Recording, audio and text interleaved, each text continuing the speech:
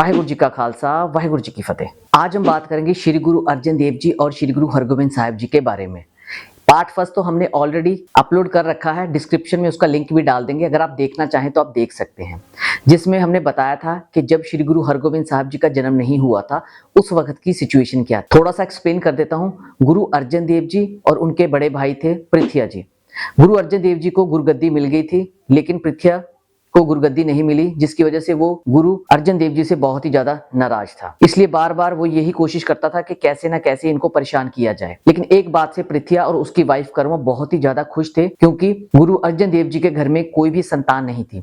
उनका ये मानना था कि इनके घर में संतान पैदा होगी ही नहीं और गुरुगद्दी हमारे ही घर में आ जाएगी, और उनके बेटे का नाम था मेहरबान। पृथ्या और कर्मो यही सोचते थे कि हमारे बेटे मेहरबान को गुरुगद्दी मिल जाएगी और हमें बस ज्यादा से ज्यादा ये कोशिश करनी है कि गुरु अर्जन देव जी को परेशान किया जाए। माता गंगा जी बहुत ज्यादा परेशान थे। वो इसलिए परेशान थे क्योंकि उनके घर में कोई भी संतान नहीं थी। गुरु अर्जन देव जी के कहने पे माता गंगा जी ने बाबा बुड्ढा जी के पास जाके रिक्वेस्ट करी, तो बाबा बुड्ढा जी ने उनको वरदान दिया। तब जाके गुरु हरगोबिंद साहब जी का जन्म माता गंगा और गुरु अर्जन देव जी के घर में हुआ। आज हम आगे इसके कंटिन्यू करते हैं। जब श्री गुरु हरगोबिंद साहब जी का जन्म गुरु अर्जन देव जी के घर में हुआ, जब इस बात के बारे में पृथ्या और कर्मों को पता चला, तो वो दोनों बहुत ही ज्यादा बौखला गए, परेशान हो गए। कर्मो बार बार पृथ्या को कहने लगी कि तुम तो भविष्यवाणी करते थे कि गुरु अर्जन देव के घर में कोई संतान पैदा ही नहीं होगी और गुरुगद्दी हमारे बेटे मेहरबान को मिल जाएगी, लेकिन देख लो उनके घर में एक बालक का जन्म हुआ है, अब गुरुगद्दी हमारे हाथ से गई। तो पृथ्या ने बोला अपनी वाइफ को, तुझे क्या लगता है मैं परेशान नहीं हूं? मैं भी बहुत ज्यादा परेशान हूं, क्योंकि मेरे बेटे को गुरुगद्दी नहीं मिलेगी। लेकिन थोड़ा सोचने के बाद पृथ्वी ने अपनी वाइफ कर्मो को बोला, ऐसा तो हो सकता है अगर उनके घर में किसी संतान ने जन्म ले लिया है, उसको मारा तो जा सकता है। अब उन्होंने षड्यंत्र रचने स्टार्ट कर दिए, गुरु हरगोबिंद साहब जी को मारने की प्लानिंग करनी स्टार्ट कर दी। तो सबसे पहले कर्मो ने एक दाई माँ को पकड़ा।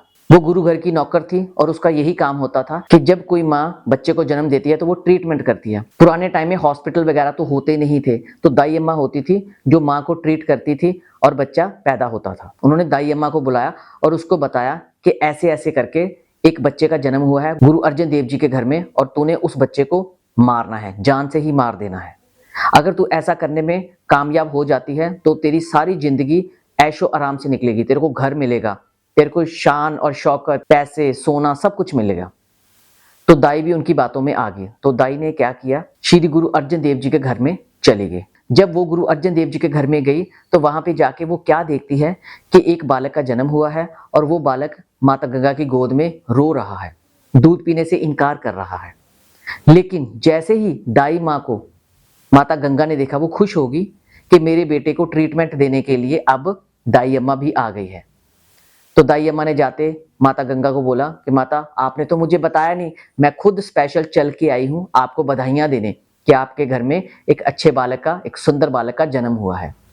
तो माता गंगा ने कहा, हाँ जी बालक का जन्म तो हुआ है, लेकिन आज बहुत परेशान कर रहा है, शायद इसकी तबीयत ठीक नहीं है, ये सुबह से दूध नहीं पी रहा, हमने इसको दूध पिलाने की कोशिश की लेकिन ये इनकार किए जा रहा है। तो दाई अम्मा ने बोला कि माता जी आप इसको मुझे दीजिए, मैं इसको दूध पिला देती हूँ।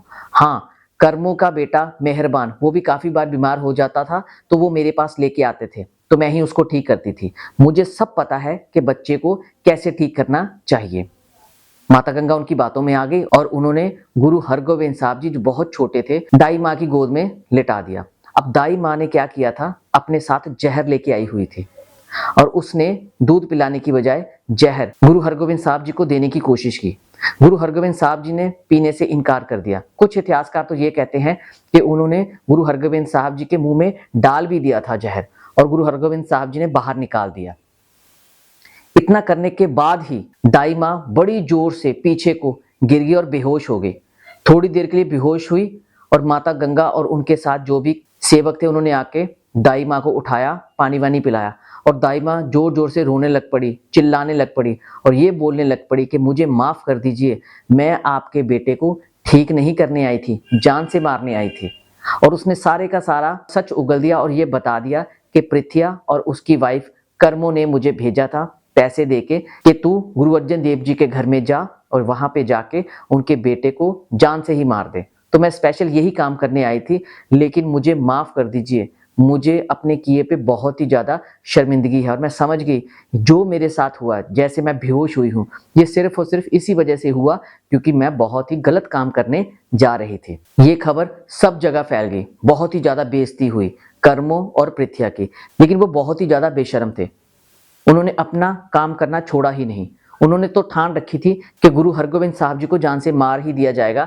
जब तक गुरु हरगोविंद साहब जी को मारा नहीं जाएगा तब तक हमारे बेटे मेहरबान को गुरुगद्दी नहीं मिल पाएगी। फिर उन्होंने एक और प्लानिंग की। उस प्लानिंग के दौरान उन्होंने एक सपेरे को पकड़ा और उन्होंने उस सपेरे को बोला कि ऐसे ऐसे करके गुरु अर्जन देव जी के घर में एक बालक ने जन्म लिया है, उसको मारना है। तो सपेरे को पैसे दिए, सपेरे ने पैसे लिए और पैसे लेने के बाद वो चला गया गुरु अर्जन देव जी के घर।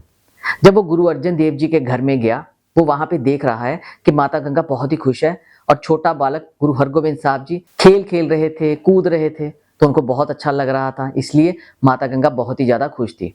आंख बचाते ही सपेरे ने सांप छोड़ दिया और सांप सीधा ही गुरु हरगोविंद साहब जी के पास गया। इतिहासकार बताते हैं कि वो सांप फुंकारे मार रहा था, लेकिन गुरु हरगोविंद साहब जी के पास जैसे ही वो सांप गया तो गुरु हरगोविंद साहब जी ने सांप को पकड़ा और दोनों हाथों से पकड़ के उसको मसल दिया और सांप को मार दिया। लेकिन घर वाले भली भांति जान चुके थे कि ये जो भी कुछ हो रहा है ये कर्मों और पृथ्या की ही चाल है। इस वीडियो का अगला पार्ट हम जल्द ही अपलोड करेंगे, लेकिन आप ये बताएं कि आपको ये वीडियो कैसी लगी। आप किस गांव या शहर में बैठ के ये वीडियो देख रहे हैं। अगर जो हमारे चैनल पे नए हैं वो चैनल को सब्सक्राइब कर दीजिए, लाइक शेयर और कमेंट कर दीजिए।